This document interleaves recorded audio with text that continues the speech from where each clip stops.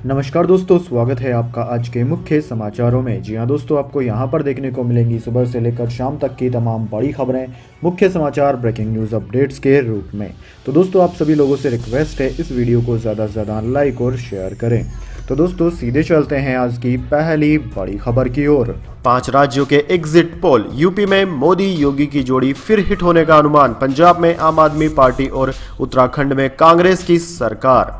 जी हाँ दोस्तों, 5 राज्यों के विधानसभा चुनाव के एग्जिट पोल के नतीजे आने शुरू हो गए हैं। सबसे पहले दोस्तों बात उत्तर प्रदेश की करें। यहाँ योगी और मोदी की जोड़ी फिर से हिट होती नजर आ रही है। इस राज्य में ओपिनियन पोल रिसर्च के एग्जिट पोल में भाजपा को स्पष्ट बहुमत मिलता नजर आ रहा है। उसके मुताबिक भाजपा को 212 सीटें मिल सकती है। अब दोस्तों बात करें पंजाब की, तो दोस्तों यहाँ एग्जिट पोल के नतीजे दिखा रहे हैं कि आम आदमी पार्टी को स्पष्ट बहुमत मिल सकता है।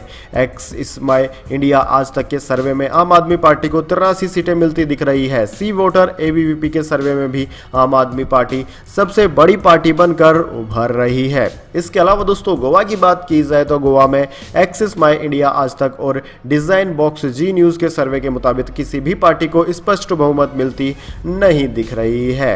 इसके अलावा दोस्तों बात की जाए उत्तराखंड मणिपुर की, तो यहाँ पर उत्तराखंड के एग्जिट पोल सामने आ चुके हैं। उत्तराखंड में 41 सीटें भाजपा को मिलती नजर आ रही है, जबकि कांग्रेस को 25 और 4 सीटें अन्य को मिलती नजर आ रही है। यानी कि भाजपा यहाँ पर बहुमत के आंकड़े को पार करती हुई दिखाई दे रही है। वैसे दोस्तों आपको क्या लगता है, यूपी में किसकी सरकार बनेगी? कमेंट बॉक्स में अपनी प्रेडिक्शन जरूर बताएं। इसके बाद दोस्तों अगली बड़ी खबर।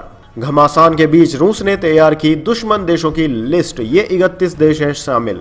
जी हाँ दोस्तों, यूक्रेन से छिड़ी जंग के बीच रूस ने एक बड़ा फैसला लिया है। यूक्रेन के अलावा यूरोपियन यूनियन के देशों से रूस की दुश्मनी ज़ाहिर है। अब रूस की ओर से ऐसे 4 और देशों की लिस्ट जारी की गई है जिन्हें वह अपना दुश्मन मानता है। चाइनीज मीडिया की ओर से ऐसा दावा किया गया है। दोस्तों चीन के CGTN ने ट्वीट करके बताया कि रूस की ओर से दुश्मन देशों की एक लिस्ट जारी की गई है। इस लिस्ट में यूक्रेन के अलावा अमेरिका, ब्रिटेन और जापान का नाम भी शामिल है। इसके अलावा EU के सदस्य सभी 27 देशों को भी इस लिस्ट में जगह दी गई है। दोस्तों अमेरिका और ब्रिटेन लगातार यूक्रेन पर हमले को लेकर रूस से नाराज चल रहे हैं। इस लिस्ट में कर्नाटक का भी नाम है। साथ में EU के सदस्यों के अलावा Switzerland, Albania, Iceland, Norway, South Korea, Australia, New Zealand, Singapore, Taiwan को भी गैर मित्र देशों की सूची में डाला गया है। यह सभी ऐसे देश हैं जिन्होंने यूक्रेन से जंग की शुरुआत के खिलाफ रूस पर किसी न किसी तरह के प्रतिबंध लागू किए हैं। इसके बाद दोस्तों अगली बड़ी खबर। रूस ने पूरे यूक्रेन में किया सीज फायर का ऐलान। लोगों को निकालने के लिए बनेगा ह्यूमन कॉरिडोर।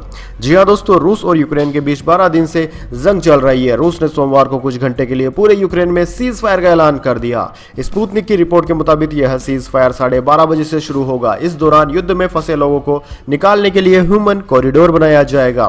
दोस्तों फ्रांस के राष्ट्रपति एमेनुएल मैक्रो की अपील पर रूस ने सीज फायर का ऐलान किया है। ऐसा दोस्तों दूसरी बार है जब रूस ने यूक्रेन में सीज फायर का ऐलान किया है। इससे पहले 2 शहरों में 6 घंटे के लिए सीज फायर किया गया था। इस दौरान भारतीय नागरिकों को निकालने के लिए रास्ता दिया गया था।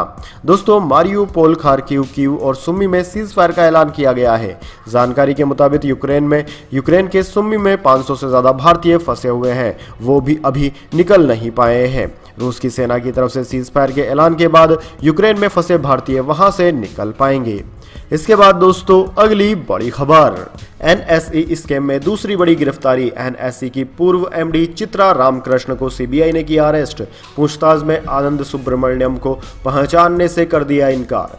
जी हां दोस्तों, नेशनल स्टॉक एक्सचेंज की पूर्व मैनेजिंग डायरेक्टर चित्रा रामकृष्ण को CBI ने कल रात गिरफ्तार कर लिया, जिसके बाद उन्हें आनंद सुब्रमण्यम को पहचानने के लिए सामने लाया गया तो उन्होंने उसे पहचानने से इनकार कर दिया। दोस्तों CBI ने मार्केट में हेरफेर के एक मामले में गिरफ्तार चित्रा रामकृष्ण की 14 दिन की हिरासत की मांग करते हुए बताया कि हमें आरोपियों के बीच 250 ईमेल एक्सचेंज मिले हैं। रामकृष्ण के वकील ने तर्क दिया है कि उनसे 8 दिनों तक पूछताछ की गई थी और वह शनिवार और रविवार को CBI के सामने पेश हुई। अदालत ने उनकी गिरफ्तारी से बचने के सभी अनुरोधों को खारिज कर दिया। CBI ने बताया कि वे पूछताछ में टालम टोल कर रही थी, जिसकी वजह से उन्हें गिरफ्तार करना पड़ा।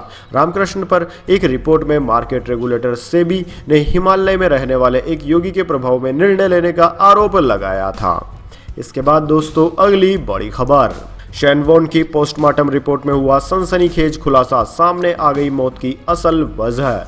जी हाँ दोस्तों, ऑस्ट्रेलिया के महान गेंदबाज शेन वॉर्न की हाल ही में मौत हो गई थी। वॉर्न अभी सिर्फ 52 साल के थे। पहली जांच में यह सामने आया था कि वॉर्न की मौत हार्ट अटैक से हुई थी, लेकिन हाल ही में थाईलैंड पुलिस की रिपोर्ट में पाया गया कि वॉर्न के कैमरे में खून के भी कुछ धब्बे मिले हैं, जिसके बाद और भी ज्यादा कयास लगाए जा रहे हैं।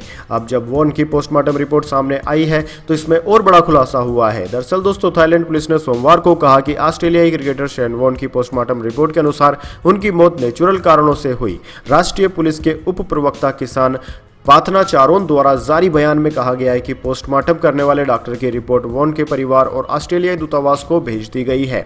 इसमें कहा गया है कि वॉर्न के परिवार को इसमें कोई शक नहीं था कि उनकी मौत प्राकृतिक कारणों से हुई है। बयान में मौत के कारणों का खुलासा नहीं किया गया है। प्रारंभिक जांच से पता चला है कि उन्हें दिल का दौरा पड़ा था। वॉर्न थाईलैंड के कोह समूही द्वीप पर अपने होटल के कमरे में अचेत पाए गए थे। अस्पताल ले जाने पर भी उनकी जान नहीं बचाई जा सकी। पुलिस ने बयान में कहा कि पोस्टमार्टम जांच की रिपोर्ट अभियोजक कार्यालय में भेज दी जाएगी। इसके बाद दोस्तों, अगली बड़ी खबर, रूस यूक्रेन युद्ध में चीन ने की मध्यस्थता की पेशकश। आज तीसरे दौर की बातचीत है संभव। जी हां दोस्तों, रूस और यूक्रेन युद्ध में चीन मध्यस्थता की भूमिका निभाने को तैयार है। चीन के विदेश मंत्री ने कहा है कि चीन जरूरी मध्यस्थता करने को तैयार है। चीन के विदेश मंत्री का यह ध्यान रूस और यूक्रेन के बीच तीसरे दौर की वार्ता से पहले आया। दोस्तों, चीन के विदेश मंत्री ने कहा कि यूक्रेन के संकट का समाधान करने के लिए चीन हर तरह की कोशिश करेगा। उन्होंने कहा कि चीन का रेड क्रॉस जल्द ही यूक्रेन में सहायता भेजने जा रहा है। चीन के विदेश मंत्री ने कहा कि रूस के साथ चीन की दोस्ती अभी भी चट्टान की तरह अड़िंग है। इस बीच आज फिर यूक्रेन और रूस के प्रतिनिधि शांति के लिए एक टेबल पर बैठेंगे और बात करेंगे। दोस्तों, भारतीय समय अनुसार 5:30 बजे यूक्रेन और रूस के बीच तीसरे राउंड की वार्ता होनी है। इससे पहले रूस ने यूक्रेन के 4 शहरों में युद्ध विराम की घोषणा की है। इसके बाद दोस्तों, अगली बड़ी खबर, UP election 2022 Samajwadi party BSP व आरएलडी मतगणना के दौरान रखेंगे पैनी नजर। तैयार किया गया नया प्लान। जी हां दोस्तों, समाजवादी पार्टी और बहुजन समाज पार्टी ने अपने पार्टी कार्यकर्ताओं से स्ट्रांग रूम में निगरानी रखने को कहा है, जहां ईवीएम रखी गई है। कार्यकर्ताओं से कहा गया है कि खास तौर पर यह भी सुनिश्चित किया जाए कि 10 मार्च को मतगणना के दौरान कोई छेड़छाड़ न हो। इस सिलसिले में समाजवादी पार्टी के सांसद रामगोपाल यादव ने पार्टी अध्यक्ष अखिलेश यादव को पत्र लिखा है और सभी उम्मीदवारों को भी इसकी कॉपी भेजकर कहा है कि वह यह सुनिश्चित करे कि उनके प्रतिनिधि सभी मतगणना टेबल पर मौजूद रहे, ताकि किसी भी प्रकार का संभावित अनुचित व्यवहार न हो सके। उन्होंने आगे कहा कि मतगणना के दौरान डाक पत्रों पर नजर रखी जानी चाहिए। बीएसपी ने यूपी चुनाव की मतगणना से पहले इलेक्ट्रिक वोटिंग मशीनों की निगरानी यानी कि ईवीएम की निगरानी के लिए एक प्रणाली भी स्थापित की है, जिसमें दावा किया गया है कि वे प्रतिद्वंदियों पर भरोसा नहीं करते क्योंकि वे उसके साथ छेड़छाड़ कर सकते हैं। इसके बाद दोस्तों, अगली बड़ी खबर, अपनी कमाई बढ़ाने में जुटी है सरकार। जीएसटी के 5% स्लैब को खत्म करने का है प्लान। महंगी हो जाएंगी आपकी ये सारी चीजें। जी हाँ दोस्तों, जाने कौन कौन सी चीजें महंगी हो सकती है, लेकिन उससे पहले मेरी आपसे छोटी सी रिक्वेस्ट, अगर दोस्तों आपको अभी तक हमारी न्यूज़ पसंद आई है तो इसे एक छोटा सा लाइक जरूर दे दें। और दोस्तों, अगर आपको पसंद नहीं आई है तो बेशक आप डिसलाइक भी कर सकते हैं, लेकिन दोस्तों लाइक और डिसलाइक जरूर कीजिए, क्योंकि दोस्तों यही हमारी मेहनत का फल होता है और इसी से हमें पता चलता है कि आपको हमारी वीडियोस पसंद आई है या नहीं। तो दोस्तों, जान लेते हैं क्या है जीएसटी से जुड़ी यह खबर। दरअसल दोस्तों, आम आदमी पर महंगाई की मार पड़ने वाली है।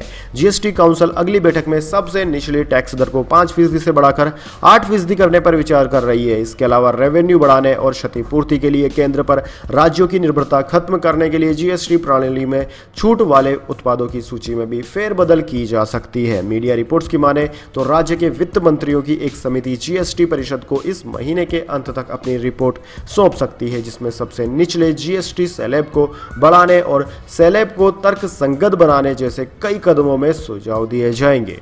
इसके बाद दोस्तों, अगली बड़ी खबर, मेडिकल स्टूडेंट्स के हित में सरकार का बड़ा फैसला। प्रधानमंत्री मोदी ने किया बड़ा ऐलान। जी हाँ दोस्तों, केंद्र सरकार ने मेडिकल स्टूडेंट्स के हित में एक बहुत बड़ा फैसला लिया है। सरकार के मुताबिक अब प्राइवेट मेडिकल कॉलेजों में आधी सीटों पर सरकारी मेडिकल कॉलेज के बराबर ही फीस लगेगी। प्रधानमंत्री मोदी ने इसका ऐलान किया। दोस्तों पीएमओ की ओर से जारी की गई ट्वीट में लिखा कि हमने तय किया है कि प्राइवेट मेडिकल कॉलेजों में आधी सीटों पर सरकारी मेडिकल कॉलेज के बराबर ही फीस लगेगी। सरकार के इस फैसले का फायदा उन गरीब छात्रों को मिलेगा जो पैसे के चलते मेडिकल की पढ़ाई करने से चूक जाते हैं। इसके बाद दोस्तों अगली बड़ी खबर, गोल्ड सिल्वर प्राइस टुडे, और बड़ी सोने की चमक, चांदी में भी जबरदस्त तेजी। जी हां दोस्तों, सोमवार को सोने की कीमतों में तेजी आई क्योंकि रूस यूक्रेन युद्ध की चिंताओं ने निवेशकों को सेफ हेवन धातु की ओर धकेल दिया। कच्चे तेल की कीमतों में वृद्धि ने मुद्रास्फीति की चिंताओं को तेज कर दिया है, जिससे पीली धातु और महंगी हो गई है। इसके साथ ही भारतीय रुपया सोमवार को शुरुआती कारोबार में अब तक के निचले स्तर पर पहुंच गया। दोस्तों इसी बीच पैलोडियम रिकॉर्ड ऊंचाई पर पहुंच गया। ऑटो कैटेलिस्ट धातु के वैश्विक व्यापार में रूस का हिस्सा 40% है। दोस्तों MCX पर सोना वायदा 1.74% यानी कि 912 रुपए की तेजी के साथ 53,471 रुपए प्रति 10 ग्राम पर कारोबार कर रहा था। इस दौरान चांदी वायदा 1.6% यानी कि 1,104 रुपए की तेजी के साथ 70,264 रुपए प्रति किलोग्राम पर कारोबार कर रही थी। दोस्तों Indian Boolean and jewellers association यानी कि IBGA के मुताबिक हाजिर बाजार में सोना 51,784 रुपए प्रति 10 ग्राम जबकि चांदी 67,931 रुपए प्रति किलोग्राम पर कारोबार कर रहा था।